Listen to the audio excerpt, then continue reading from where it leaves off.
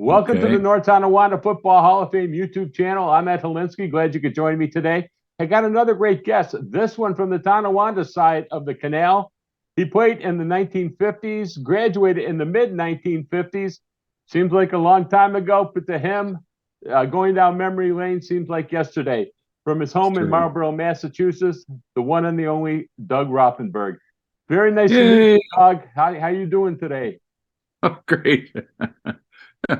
Yeah, very good. Thanks. How are you? I am well, thank you. It's a pleasure to meet you. I know you're a big fan and and follow all the things that we do on our North Tonawanda Football Hall of Fame YouTube channel. And I'm glad you can contribute, especially from the Tonawanda perspective. We don't get many. Love to Yeah. chat with many more of them. But I Yeah. thank you so much, and I'll thank you right up front for your time regarding this. Thanks. It was 1952. freaky seeing some of the videos from that Clint Small did way back when, and I remember watching those. After a game, we'd gather and watch the films, and the quality in those days was not as good as the newer ones, but I could still see it.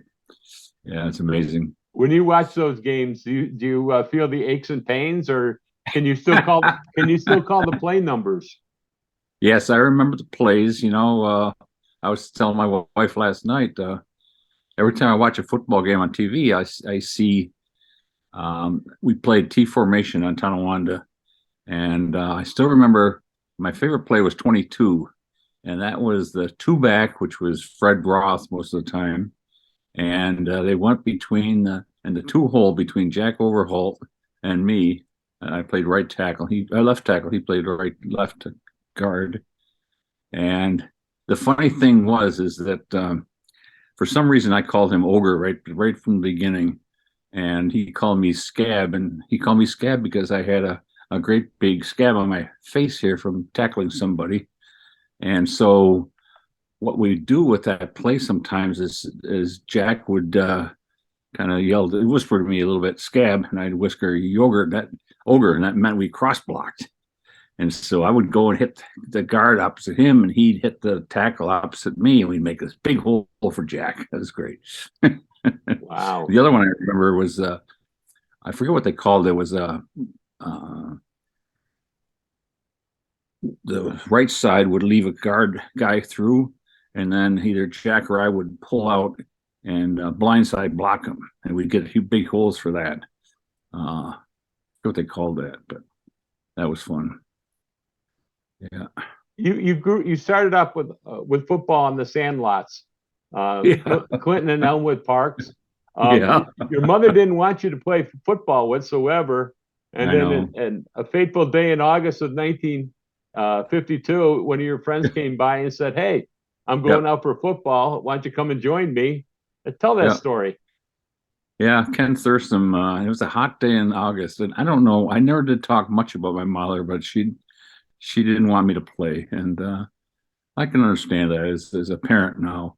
But uh, I was doing something in the yard, and he said, "Come on, we're just going to go for a try. I'm going for a tryout. Why don't you come along?" And so I did, and we both made the team somehow. And so I came home, and she wasn't that angry, but it was it was tense. And the thing that was funny about it, I guess, was somebody was reminiscing about the smell of the locker room, and especially in the summer, early fall, you'd collect your clothes all week there, and you'd hang up your socks and your jock and your and your sweatshirt and all that, and t-shirt. And when everybody opened their locker on Friday afternoon, it would about knock you over. And so I had to bring this big pile of clothes to my mom, and she was such a wonderful person. She would wash it without complaining. But I got a kick out of that too. Yeah. What do you recall from those early days playing freshman and JV football? Well, so many things, and I think that one of the biggest was how big an influence the coaches had on me throughout the years. Mr. Amaranti was a great history teacher, but he was our freshman coach, and he and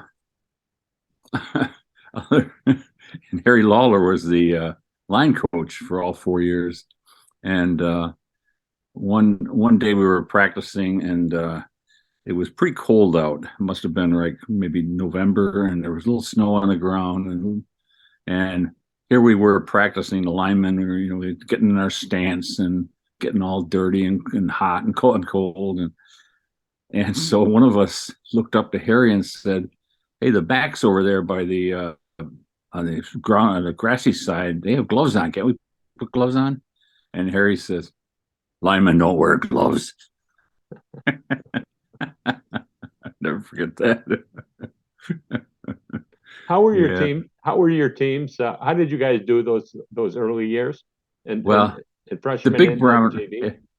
The big barometer is, of course, North Tonawanda, and I played all 4 years in varsity. Clinton was very kind to three of us, Fred Roth, Jack Overholt, and me. He let us in enough games. We got our letter sweater all 4 years, and I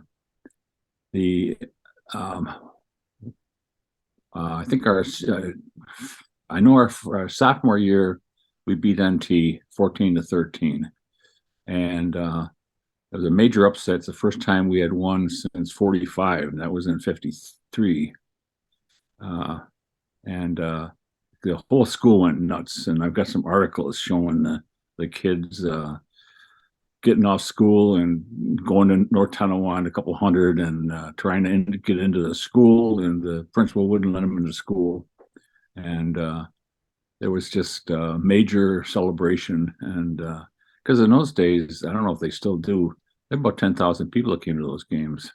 It was really, very good. Yeah. So that was one major thing. And I got the records here each year, but of course we were one of the smallest schools in the whole conference. I think we probably still are, Tonawanda. And so beating was one year we lost to North Tonawanda by 1 point, and I think it was maybe our junior year.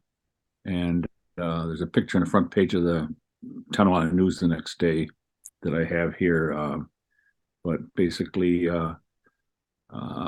three of us, Tim Smith and Fred, I think Fred Roth and I, just missed blocking the extra point by like maybe an inch. And I always wished I was an inch taller, because I would have blocked that. It would have been a tie game, but it was still better. That was kind of neat. So Kenmore was only one Kenmore in those days, and they were very strong. Niagara Falls, of course, was a much bigger school. Trot we beat a few times as they were smaller. I remember going to Jamestown. They were not a conference, but they had some really big guys, and we went there one time, and it was a snowstorm. And on the way home, I thought we were going to die, because we were in a bus on these windy roads, and somehow he got us home in like 3 hours. God. Yeah. Did it make a difference at that point that you were playing big schools or small schools, or it was just you enjoyed the local competition? Because a lot of these schools were very close to one another. Yeah. No, I think the big school, that's just the selection of players they had. I remember playing against, I think I forget who it was, but they had a 300-pound nose guard, and trying to block that guy, it was just he wasn't real agile, so you could kind of get by him. And then I remember the Jamestown guy, when I was a sophomore. Hank Harder was the starting tackle, and he was a tremendous strong guy. And he got blocked by this huge Jamestown guy, and he broke his arm. And so I ended up going in for him, and I was 175 pounds, skinny. And he just creamed me every play. And they played single wing or double wing, and they'd sweep that side, and it was brutal. So baptism under fire, I guess. Yeah. How was the equipment? How would you rate the equipment, or how would you describe the equipment from when you That was played? interesting. That was an interesting one too. I was trying to tell my wife the other day. Um, it was pretty. It was almost the old leather helmet and things you see in the old days. And so they somehow they asked Fred Roth and I to try new equipment that year, probably in '53 maybe. And so they had helmets, and they were trying out foam shoulder pads and hip pads and knee pads. And so we tried them for a game or two and gave them recommendations, and they just switched some of those things. But one of the big things was no one wore, I don't think anyone wore face guards in those days. And my senior year, they wanted to move me to defensive end, but I couldn't see it all. And it was okay if I was a lineman, but I played defensive tackle too. And as long as I could see the guy in front of me, that was about all I had to see. But as soon as they made me defensive end, I had to get glasses. I got plastic glasses and prescription. And then they put a big cage on so I could at least see who was coming at me. And so they eventually, I think everybody got the single pieces going across. But the old shoulder and hip pads were really uncomfortable. So the foam ones were much better. Were you issued high top shoes, high top cleats during those days? No, I don't think so. No. No?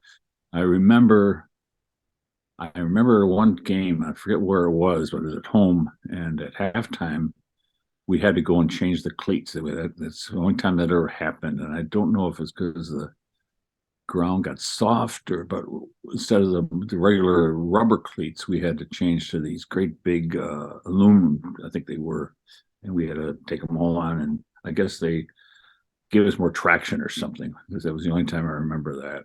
But I think they were just small. They were just regular size shoes. Were you guys issued brand new cleats every year, or did you get hand-me-downs? I don't know. I don't. Well, sometimes you would remember something like that that says, "Oh my God, I've got hand-me-downs that I could have stayed home and got hand-me-downs." You know, I mean, you hear some wacky stories about equipment back in those days.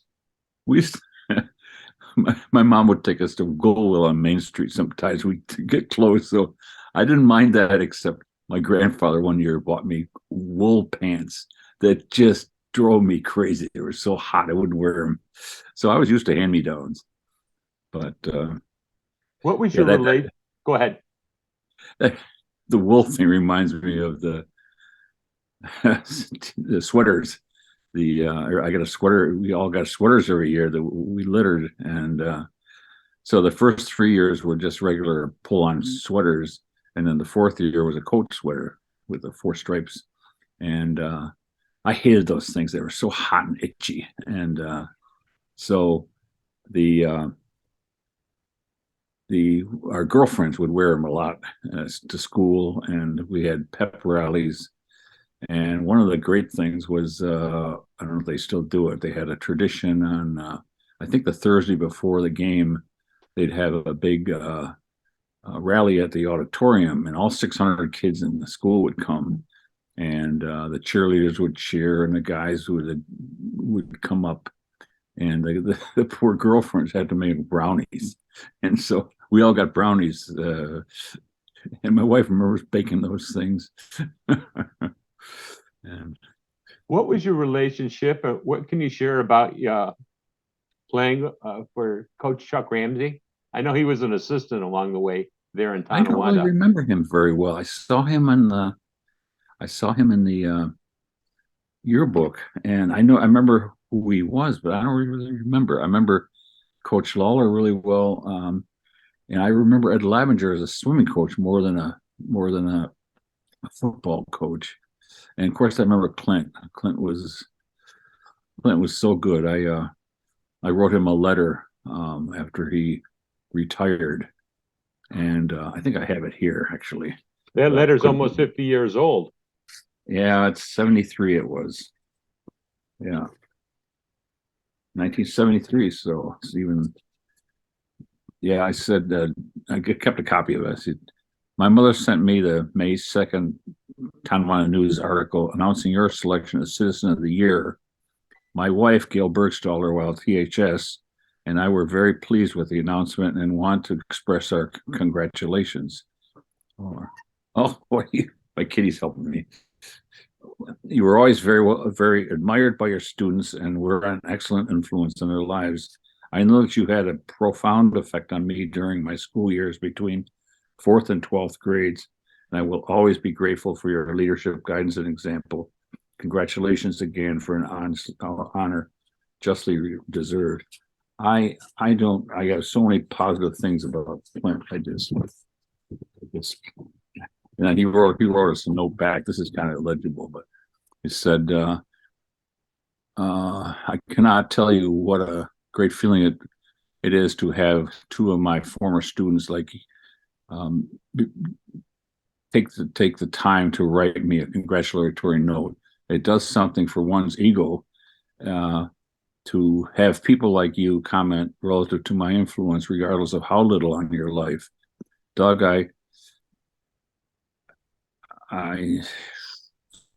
you and Gail, I remember you and Gail very vividly and feel my association with you was just great.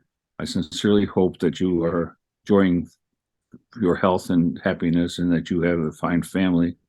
Good luck, and be certain to stop and say hello should you come reach Tonawanda. And by that time we had moved to Massachusetts, so we never did see him after that. But he right from I think Clinton was one of the coaches that I went to grade school on Central School, about a block from my house.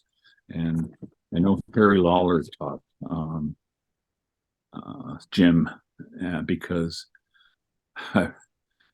he made us climb ropes, and I hated that. I just couldn't stand that. And then the other thing that we did, that was dodgeball, and I thought that was the coolest damn game. I guess they still play that, but the bullies in the school would always pick on the weak kids, so I always tried to protect them so they didn't get beamed with the ball. But how was it? Yeah. How was it playing for Clint Small? What do you remember about? It was just Clint? A pleasure. I never saw him lose his temper. He just, I don't know, just a gentleman, and yeah, just I don't know. I did, like I say, it's just an honor, and yeah. Was his coaching style more for coaching sport or coaching you for life?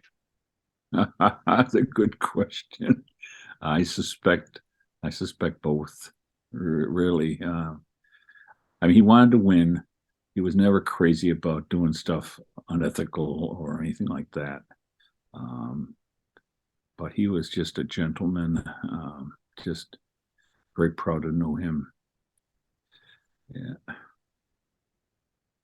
And we had Mr.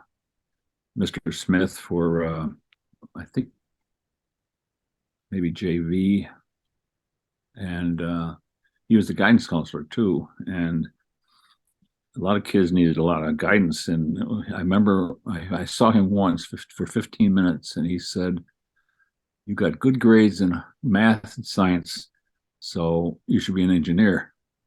That was it. And I said, "I'm not sure what an engineer is, but," and that's why I ended up going to UB for that, electrical engineering. But what do you recall from the TNT games? Oh God, the most vivid thing was, I think it was the senior year. Jack Overholt got a really bad concussion and didn't play. I think it was the last 4 games. And so Fred Roth, and he was the captain. So Fred Roth and I became co-captains. And the NT game, we got beat. I can't remember how bad. But at the last play, toward the end of the game, they let Jack come in and play, and I think they let him run. No one tackled him, and he got a standing ovation from like 10,000 people. I'll just never forget that. It was so nice for both sides to do that. But I remember one of the things that Clint would say to us. I remember being nervous on most of the games, especially the NT game, and he would always say, "Just relax. The nervousness will go away with you when your first hit. As soon as you hit somebody, it'll go away," and it did. This is magic. Yeah. Was the competition fierce out there on the field? Was there a lot of trash talking back then? No, I don't remember much of that at all. No. No, actually, I think it was my senior year. The captain, the NT captain, someone said that some of them came to Tonawanda looking for the players. They were going to fight, get into a fight. And I didn't believe in fight. I never fought my whole life, and so I didn't get that. But I think he kicked off also. That would be in '55, and I played in the middle on the receiving team, and I don't know if it's illegal now, but you could do a cross block in those days. So I jumped up and I hit him right in the chest and cross blocked him, knocked him down. And I didn't say that'll teach him to come after me, but that's what I thought about. Yeah, I can't remember his name. You're a kid growing up in Tonawanda. You end up moving to Massachusetts. You get together with some friends and you start reminiscing about your high school days. What do you tell them about Tonawanda and growing up in Tonawanda? Well, I spent a lot of time in the book talking about that. And unfortunately, most of them are dead at this point. There's still a few. Jack Bedell's still around. Bill Tanner. There's maybe a dozen guys left. But one of the major things was we played ball or swam all year round. And a lot of times we played ball in the street. And I got a guy on Facebook that's still a friend, and he remembers, or I remember hitting the ball and knocking out his window. And his father was very nice, and he didn't complain at all about it. We played a state ditch between Broad and Morgan Street, and I think we broke a window there too. But we would play tackle football at Elmwood Park and Clinton Park, and then there were some grassy spots by the river, I think, but no equipment or anything. I don't remember everybody getting hurt either, but very few fights. I don't remember any fights at all. And then of course we swam all the time, and mostly in the Niagara River.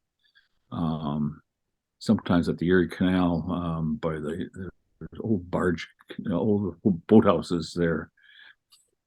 And that's where the swing bridge, I think they called it, was that goes into the river. And my mom always said, don't swim there because a lot of people drowned there. So I never did. But most of the time we swam off the old lane, the dock, the ferry dock that went from, the boat went to Grand Island, one of Jack Bedell's relatives, actually. And we would swim there. And one of the things that was strange was there was a big pipe. I don't know, it was probably 2 feet, maybe more in diameter.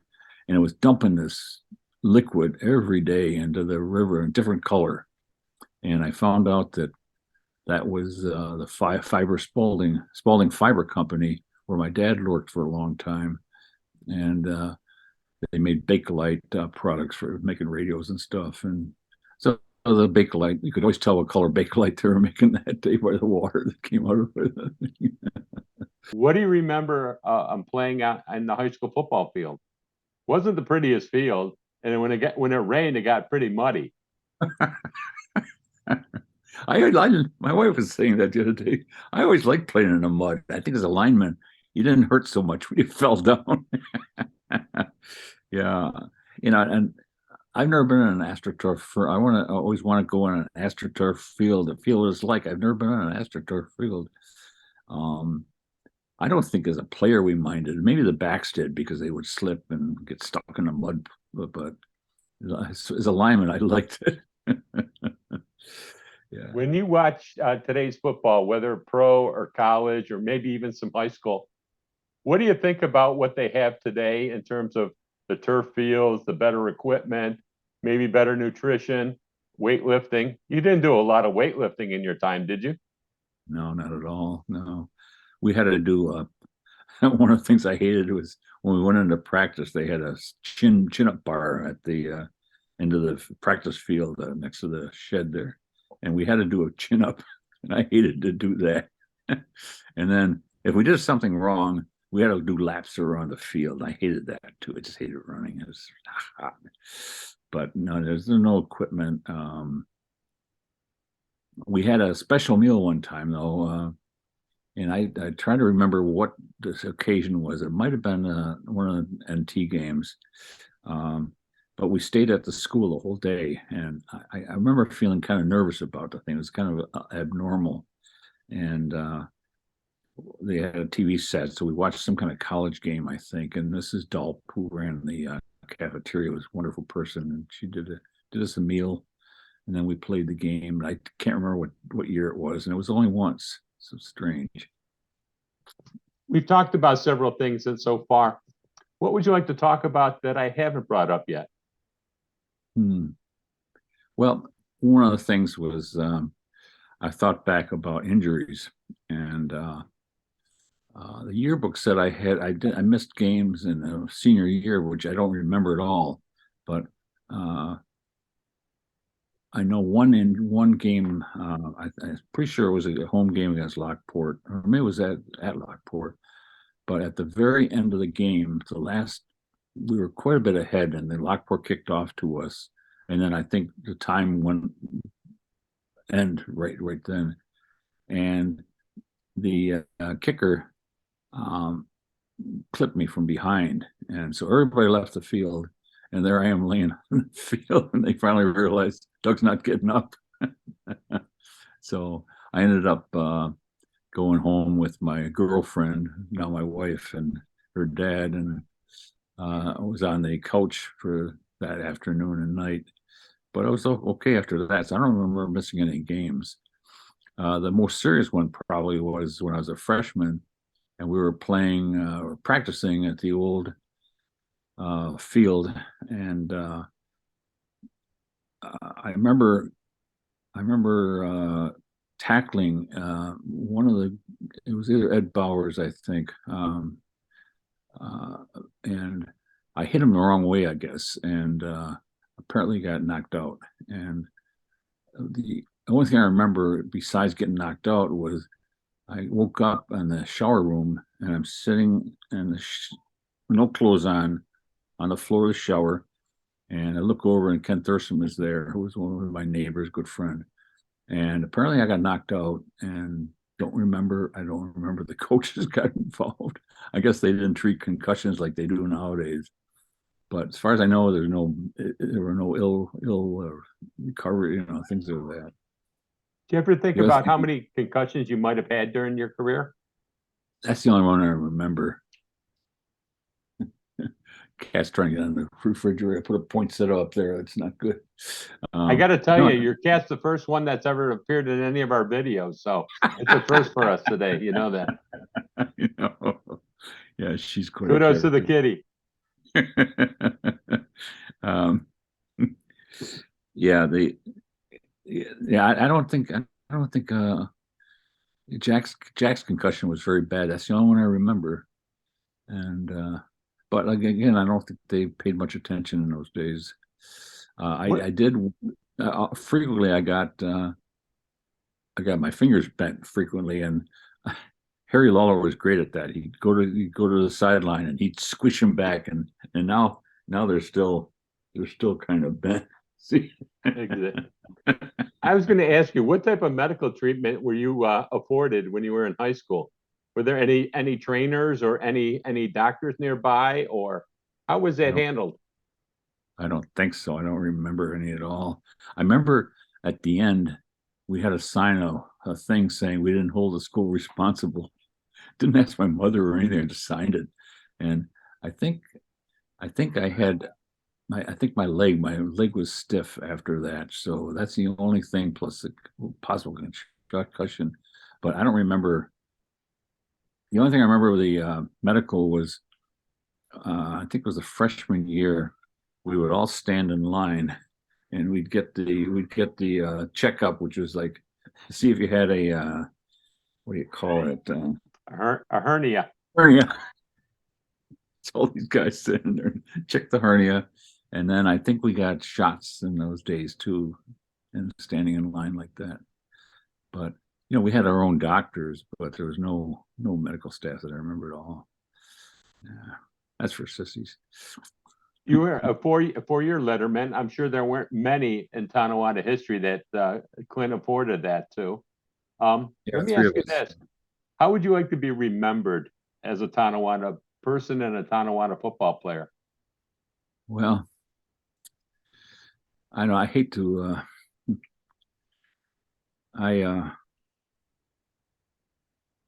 they had a contest when I was in high school, and I was elected Boy of the Year, Tonawanda, North Tonawanda. And they had a girl too, as a youth award, and it was a big honor. People apparently nominated me, and including my wife. Her dad helped her write a letter.